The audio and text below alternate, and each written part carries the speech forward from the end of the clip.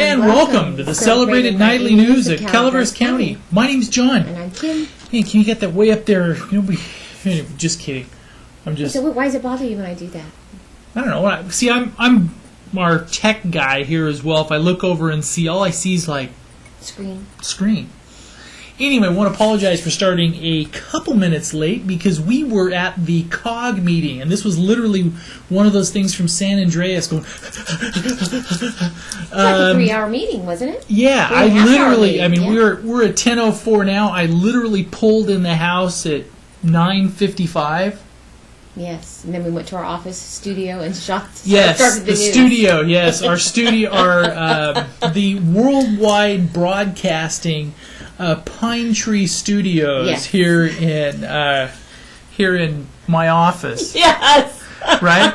Interesting thing. Hey, there's people that shoot news out of their garage. Have you seen that show Breitbart? Is that what it's called? Yes. They actually shoot it in their garage. I think they upgraded a little bit, but you could tell because when they first started, you could see the garage door. You could see the garage. I mean, the exterior garage door, the big one that rolls up. You could see like the big, big pieces of it. Yeah. So they were nothing fancy. Well, at least we're doing it from your office. And if we have all the lights on like they are now, the neighbors think that we're doing something else. So I wonder what they're doing there with the all spotlights of a sudden, every night. Every 10 o'clock at night, they both they sit on one side of the table and like talk to nobody. It's a very odd and quite disturbing thing. Yes. Anyway, we've got sick kids. We do? Yes, we do have sick kids. We have...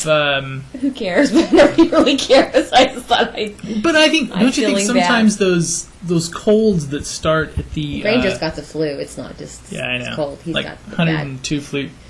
Do you think people in Calaveras County really care if our kids are sick? They might feel sorry for us. I don't know. Give us some sympathy. I don't know. Maybe not. All right. Well, tonight will be COG-ish a little bit. We attended the monthly Calaveras County Council of Government meeting in San Andreas tonight, where it was their budget for was approved for next year. I believe 3.2 million. What were the exact numbers for it? I wasn't there.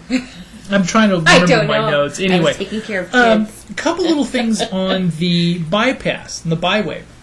The bypass, if you noticed. Yes. They got pavement down. Yes, they do. The first section of they started laying down asphalt on the first section right over where Blondie's used to be. That is now black, pristine, new pavement.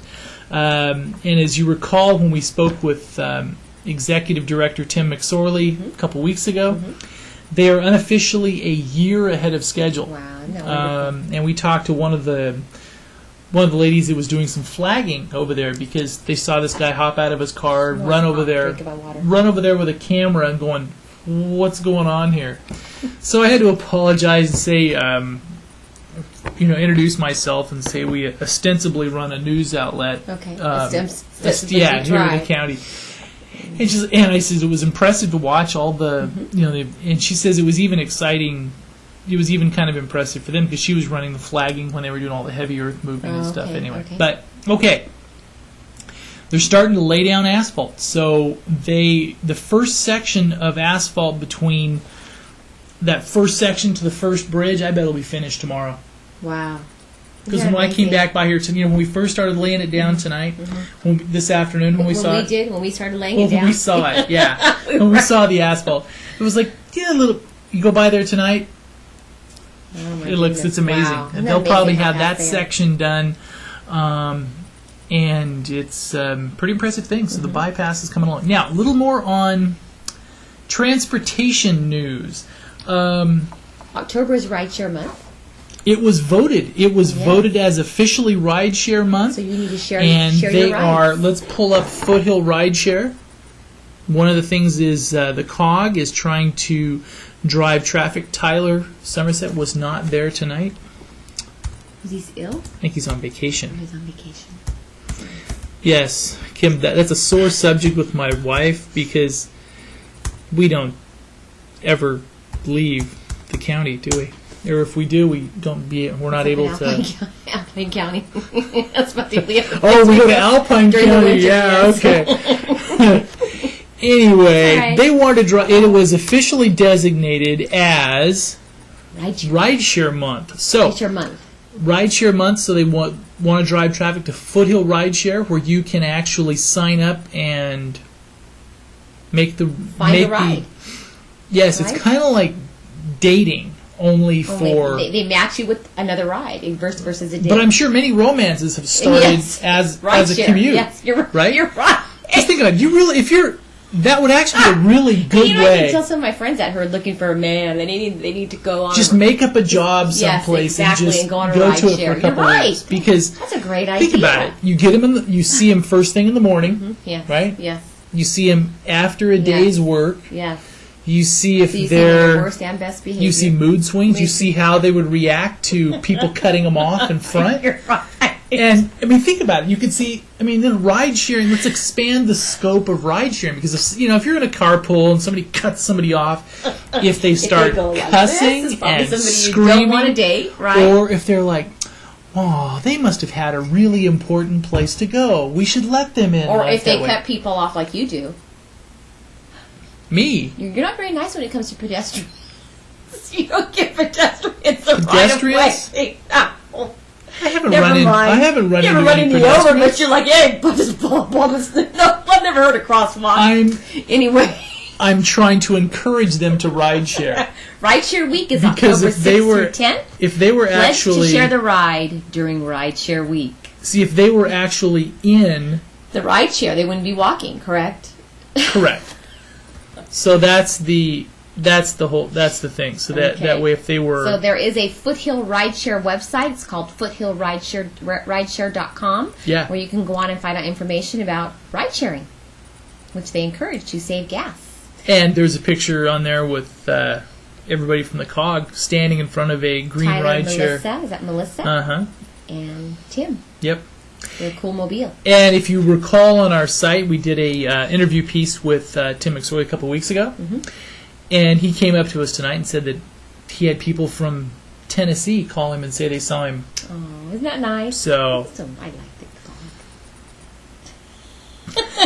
You can find us some now good- that's objective journalism. No, I do too. I think they're nice. I don't know what it Okay, is. all right. I like the color. Okay, now a I little think more. what they do is fantastic. I think it's amazing what they can do for this county.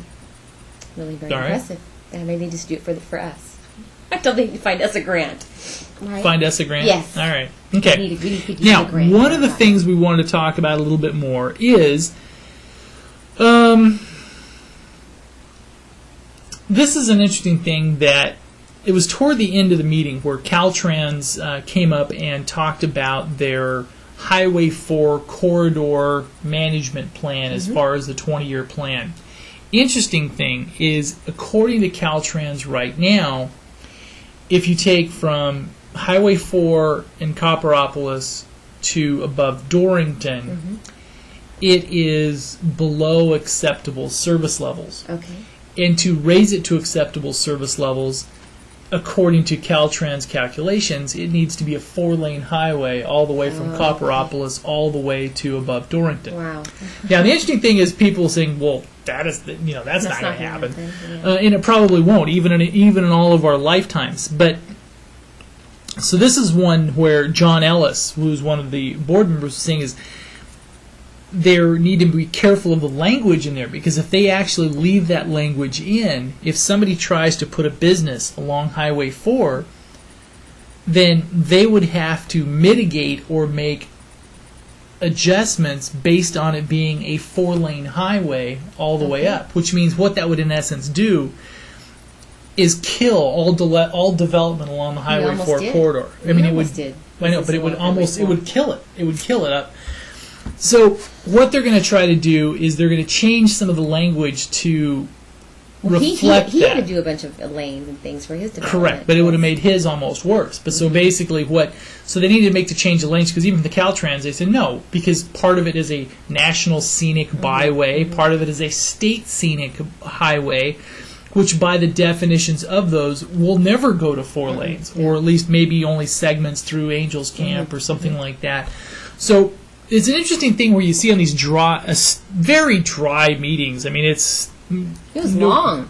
yeah, nobody's gonna say that sitting through a COG meeting is exciting. It's, and some of these are, no offense to the people on the COG, but there's these little things that are buried in these public meetings that everybody really needs to be aware of and follow. It was, and the other controversial thing tonight was that it looks like there's been some overtures made between the COG and the school districts on seeing if for some of the underutilized or sports routes or something like that the kids could take a COG bus home instead of taking a school bus home. Oh, okay. Because that way you're moving a bus that holds 30 passengers rather than a bus that hauls 60. Okay. So, in essence, basically making sure that coordinate rides. Now, we actually know one young man that takes a ride on the county. Two brothers that take a ride on the county from Copperopolis to Angels County. Yep, two. One our son's age and one a little bit older. To a little private school. Yeah, they do because it's such a long commute. And then their mom, I think, picks them up a couple days a week in school, but they take the bus. Yeah. And I think for the whole year it's like $10 or something. It's not a bad deal. Not a bad deal, really. It's not. Cheaper than gas. Mm-hmm.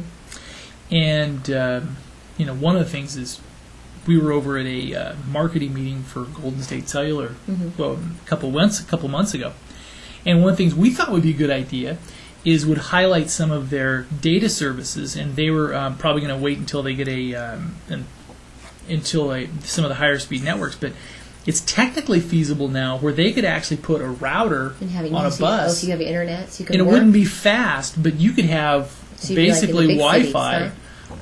your whole commute. I imagine they have those like on the big trains and stuff in the city and stuff. Barton, yeah, I'm sure a lot of that stuff. So, but that way, that could be poor old Calaveras County. You're just typing away. You're just doing that email.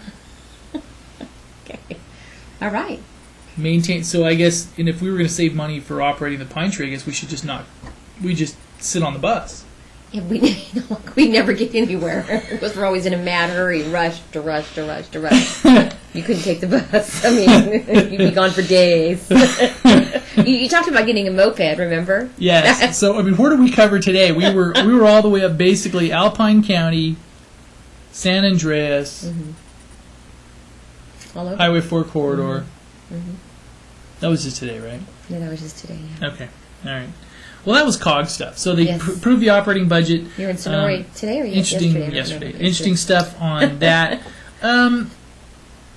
Other projects, and that's where I think it requires, and this is why it matters who serves on some of these boards, because you want to make sure that the language is in there. Now, this is a man, John Ellis, who sits on the COG board that had a personal experience with this, with Caltrans, on just seemingly innocuous language in something like a planning document like this that can have huge ripple effects. Okay.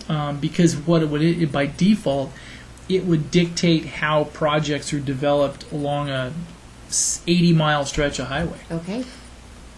So is that all I talked about? You talked about anything else? I'll be quiet because I kind of monopolized a little bit. There's not really a whole lot to talk about tonight. But I mean, it's Wednesday. There was not a lot of stuff going on. So it is Hump Day? Yes, it is Hump Day. Not a lot of stuff going on. We'd like to thank the Rusty Bear of Arnold for sponsoring this evening's news. For being our sponsor tonight. Thank you very much. Beautiful home lodge decor cavity store up in Arnold. They have some beautiful stuff in there. They have they have some really the wood-crafted bears. Really pretty things. Today was a grand opening for Scott's Distributing. Yes, it was. The big box store opened up. We did live streaming from in front of the store for a couple hours. Yes. They had a pretty good turnout while you were there. They did. Yes, and I think once people find it, and we were like, what? And like, for example, they got sunglasses for $2. Yeah, you bought some for the kids, which Granger already scratched his, I think. He did? Yes. Why'd you do that? I don't know. Sunglasses for $2. You got beef jerky. All kinds, beef jerky, great deals. They had smoothie mix. They were giving away free smoothies. So they had, I think they have 3 or 4 different flavors where you can get a gallon of the smoothie mix, and it's a 4-to-1 ratio. So you can buy a gallon for, I think it's inexpensive. Since we're on the cable too, we're not supposed to talk prices. Anyway, if you buy an inexpensive gallon of smoothie mix, you can make smoothies for 15 cents a piece. Wow. And they're with, you use fresh fruit and all that? you make the mix and use ice. Oh, okay. Oh, So it'd be kind of like a fruit frappuccino. oh, or a fruit. We need to go next. Is there every Wednesday, right? From 9 Every to 3? Wednesday from 9 to 3. Okay. And they are aware that this is during people's work hours. So what they're trying to do is, if they get enough requests, they may extend some of the hours. But what they're trying to do is since they have the warehouse there anyway, they have all the stuff there, they have some great deals, trying to gauge interest and without having to hire a whole bunch of staff. Exactly. Because you don't know what to expect with this. Yeah. But it is during the week, so that does make it a little difficult. And they got chips. They got a great deal on jerky. Surprised you didn't come home with all kinds of chips. I was just waiting. They have 20-ounce bottles of the soda, even like for the 20-ounces that you see in the big vending machines and things like those. Okay. They have those at really good deals because they keep those in stock because they stock up the vending machines and everything else. And they have so a lot of cleaning, like bulk cleaning supplies, which I bulk didn't cleaning really supplies. need in bulk because I don't do that much cleaning. So you clean it all the time. I know, but I'm just. I saw no need for cleaning supplies, but that was. Of course. Anyway, we will have to go. I will have to go with you next Wednesday, maybe, and check it out. I was home with sick kids today, so anyway, that was the grand opening today. The Ebbets Pass Scenic Byway Association announces their annual meeting. They'll be meeting on Monday, November 3rd at 6 p.m. at the clubhouse in Forest Meadows, and they are also seeking candidates for board of directors. Good. So if you're interested in that, we have the information on our website. You can contact Director Warren Alford. We have his email and telephone number if you are interested in becoming an Ebbets Pass Scenic Byway and this Director. Is slightly tongue-in-cheek. Slightly. No offense meant. Hope none is taken. But there was a big fire in Copperopolis. Spontaneous combustion in a planter box. Thank goodness it didn't spread. I know. States spontaneous combustion of planter box causes a small fire in Copperopolis. There were no injuries reported. Dollar damages are $200 to plants and the planter box. Now, the only question is will there be a sheriff's report to accompany the fire report? Because when you think of planters and plants combusting, you think of heat lamps and maybe. Well, maybe it could have been a bag of fertilizer or something like that. You have heard of that happening. Did it specify the type of plants? No. Are you talking marinara or something maybe, like that? But I mean, like... No, it didn't say what kind of plants they were. Well, I guess it just... think about it. If you have a planter box and there's $200 worth of plants in it... You're right. I never thought about that. That's an awful lot of plants in a plant, unless it was a large planter box outside. Could have been a big one with lots of... Hey, John, what are you doing, you dirty mind? No, I'm just saying, if you got a planter box and you're assuming, like, a little... Couple $100. Like, $200 worth, like, man. Never thought about the marinara. There was also a juvenile playing with matches caused a small fire in Jamestown on Tuesday. They caused a 10 foot by 10 foot spot fire at 1060 Preston Lane in Jamestown. No injuries and no dollar damages reported. Now, we have a confession to make. This is one of the things we got on our kids about a couple weeks ago. Yes. Now, but you we have an older. I did, but we have an older son, right? And he was showing his younger brother. Yeah, but you showed him. Okay, I guess it's my fault. It's your fault. But he's old enough to be responsible for it now, right?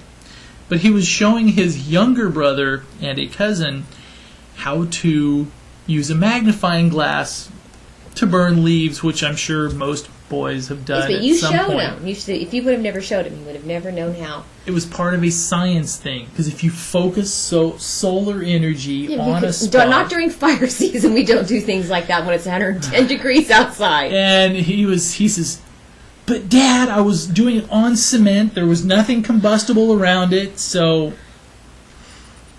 He was playing with fire in a safe and sane way. I guess. Anyway, all right. I was still upset. Well, I was upset too because he snuck a magnifying glass out of the house. And worse than that, she was upset with me.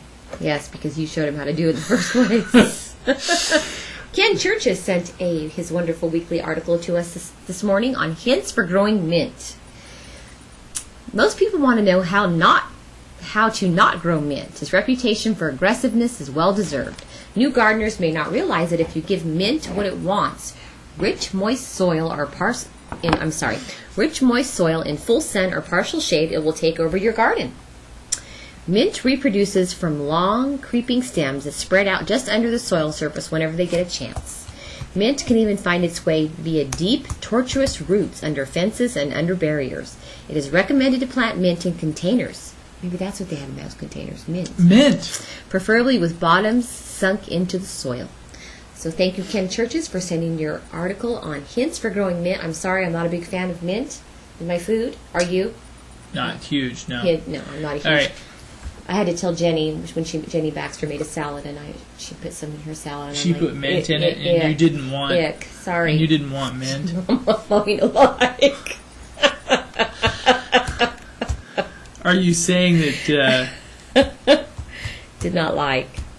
you have a very well? Here, let's see. Can we do a little bit of national news? Well, are we done with our local stuff yet? We have the full video up of last night's candidates night of District 1 with Gary Toffanelli and Zero McDaniel. An hour and a half. Yes. An hour and a half there for you, so you can watch all that stuff. And also, we wanted to touch a little bit on national news and the fact that the Senate passed the bailout bill. So tonight, I think the vote was, I saw somewhere, we won't go into it. I think there was about 75-25. Those numbers may not be exact, but I think it's pretty close. And the other interesting thing is the collateral damage from the credit mess is spreading almost to some really alarming numbers for the auto industry. Auto industry numbers, if you look at, in some cases, Toyota fared the worst in some of the gains in sales slides. In some areas where you were selling a lot of higher income, like Lexuses and that type of stuff in there, some of those sales are down 40% year on year. General Motors, actually, because they've had some very aggressive employee pricing and stuff, was actually down the least. They were down by only 16%. Ford was down by like 30%. I mean, it was just a real bloodbath on the automotive, because basically all these automotive financing deals they were doing with, do you have a Pulse? Great, here's a new car. Right? I wish. Yeah, we wish too. We need to do everything. But a lot of that stuff is gone. So it's increasingly difficult. I imagine people are buying more economical cars also. Get more gas that are economical on gas too, right? Right. So anyway, but that was one of the collateral damages things on the national scene that I thought was kind of alarming. Senate was 74-25. 74-25 on the bailout vote. Now we'll move on to the House? To the House. Okay. So the House is supposed to quibble on that. They think they may get it done tomorrow. Yeah, I don't know. They're all saying they may get it done, but they'll probably get it done by Saturday or something. But now we're talking to, interestingly, we're talking to Supervisor Tryon on his take on some of this stuff. And he says now the unfortunate thing is now in the moving on to the House, the bill will start gaining size exponentially. Is basically they're going to start piling on the pork. So all the representatives will say, hey, I want to vote, but I'm not going to vote on this. And they're going to say, okay, what's it going to cost us? Which bridge do you need? Exactly. So they're going to pork it up. And so that... Tomorrow night we have the vice presidential debate. The Alaskans are saying, let Sarah be Sarah. Those who know the vice presidential nominee say she needs to be herself in her debate with Biden. Okay. We have a poll. I actually put a poll up tonight on which do you think this debate, compared to the first debate, do you think the vice presidential debate will draw more viewers, draw about the same, draw much less, do not care? What do you think? I think it'll draw more. You think it'll draw more? I do. Just because I think there's some interest. I think there's some real interest. And even those people who are fans of Senator Biden say Senator Biden has the tendency to be loose with his tongue, so to speak. He spends. People have said sometimes. I actually hope to watch it. That's tomorrow. But it should be interesting because they're like, okay, let Sarah be Sarah, and on the Democratic side they're saying let Biden be Biden because he can be really engaging and everything else. But every once in a while he'll have those comments that if you're trying to handle him, it's like, Joe, what'd you say? I didn't realize. And what was it? What was one of the things? Like he was talking to one of the reporters, and the reporter probably wasn't in quite as good a shape as he did. He was like, "Hey, you need to work on your pecs." You know, you need to, you know, It just says it how it is. Huh? yeah, you know, it's like stating the obvious there. Like, hey, dude, you need to get those pecs funny. in shape there. So, anyway. What else did you cover today as we're out and about and doing Let me see. Trying to think. There is a Calaveras Planning Commission meeting tomorrow morning at 9 a.m. and we'll be They there. just have one thing on the agenda, and that is the Saddle Creek project. They are requesting a 10-year extension of time to complete the project. And we hope Hannah attended the breast cancer awareness Yes, she was piece going to tonight. that Was this she evening. slated to attend that? Yes, and the Ventana project public hearing has been continued to November 6th. All right. So, We thank you for stopping by tonight. We really do sincerely. We hope you had a good day. yes. We hope you have a great day tomorrow. Go out there and hug your kids and make lots of money and Hopefully that kind of this stuff. is to have a cooling trend, right? I sure hope so. It was almost chilly up in the. It was almost chilly up I'm not in very happy about in it. Alpine It's only County. been broken for about 3 years, so no big deal. Yeah, I think we have an internal issue here. Yeah, no big Have a deal. good night. Good night.